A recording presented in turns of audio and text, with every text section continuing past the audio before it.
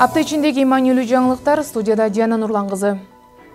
2024 жылдын 4 апрель күнү Ички иштер министринин орун басары, милициянын генерал-майору Октябрь Урманбетов онлайн жыйын өткөрүп, анда ички иштер органдарынын ишмердүүлүгүндөгү кемчиликтерди жоюу жана алдын алуу чаралары талкууланды.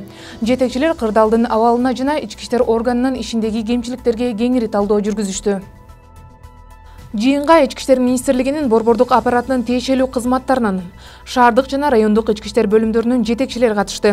Ички иштер министринин орун басары, милициянын генерал-майору Октябрь Урманбетов акыркы убакытта Жалал Абад шаарында жана Соклук районунда болуп өткөн окуяларга токтолуп, биринчи жетекчилердин жеке жоопкерчилигин ээлеген кызматына карабастан кызматкердин ишиндеги кемчиликтер аныкталса, катуу чаралар көрүлөрүн эске салды.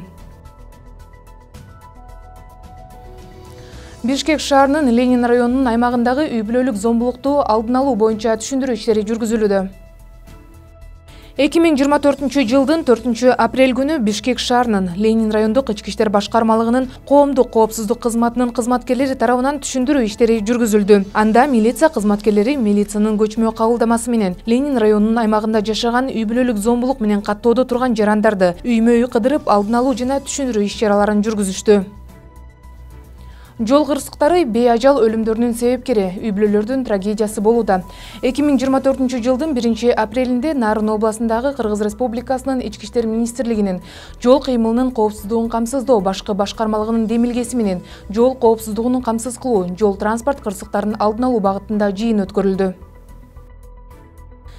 Жыйынга Кыргыз Республикасынын президентинин Нарын областындагы ыйгарым укуктуу өкүлүнүн биринчи орун басары Адыл Сапаров, жол кыймылынын коопсуздугун камсыз кылуу башкы башкармалыгынын начальниги милициянын полковниги Жеңишбек Жоробеков, Нарын облустук ички иштер башкармалыгынын, Кыргыз Республикасынын өзгөчө кырдаалдар министрлигинин Нарын облусу боюнча башкармалыгынын, камсыздандыруу уюмунун, Унаа мамлекеттик агенттигинин, Кыргыз автожол мамлекеттик ишканаларынын, жол тейлөө, Нарын автовокзалы, Таза Нарын ишканаларынын, троллейбус депосунун, Нарын шаарындагы бардык айдоочуларды даярдоо мектептеринин жетекчилери катышты.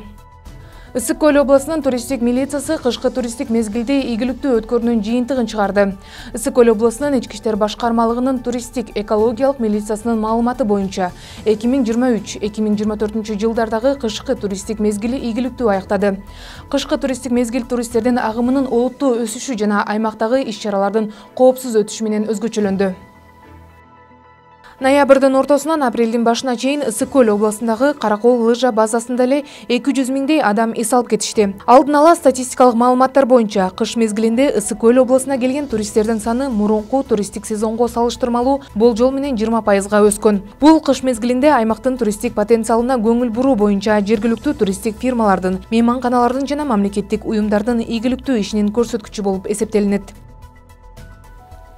Баткен областында мамлекеттик каражаттарды ыйгарып алгандыгы үчүн муниципалдык ишкананын директору кармалды. Тергөөнүн маалыматы боюнча 1982 жылы туулган А аттуу жаран аталган райондун муниципалдык ишканасынын директору болуп иштеп, банктагы жеке кызыкчылыгына пайда табуу максатында ишкананын эсебинде субсидия катары түшкөн 1 миллион сомду алып, акчанын бир бөлүгүнө Mercedes-Benz Sprinter автомашинасын сатып алып, өз атына каттатып, калган акча каражатын өзүнө ыйгарып алган. Бул факт боюнча Кадамжай райондук ички иштер бөлүмүнүн тергөө кызматы тарабынан кылмыш иши козголду. Ички иштер министрлиги жарандарды интернет ресурстарды колдонууда сак болууга чакырат. Акыркы убакта интернетте кылмыштуулуктун саны өсүүдө. Кылмышкерлер атактуу адамдардын, анын ичинде саясатчылардын сүрөттөрүн жана жеке маалыматтарын алдамчылык схемаларында көбүрөөк колдонуп жатышат. Ошондуктан интернет тармагындагы белгисиз шилтемелерди басып кирүүдө этият болуңуздар. Апта ичиндеги маанилүү жаңылыктар болду. Ички иштер министрлиги, Диана Нурлан кызы.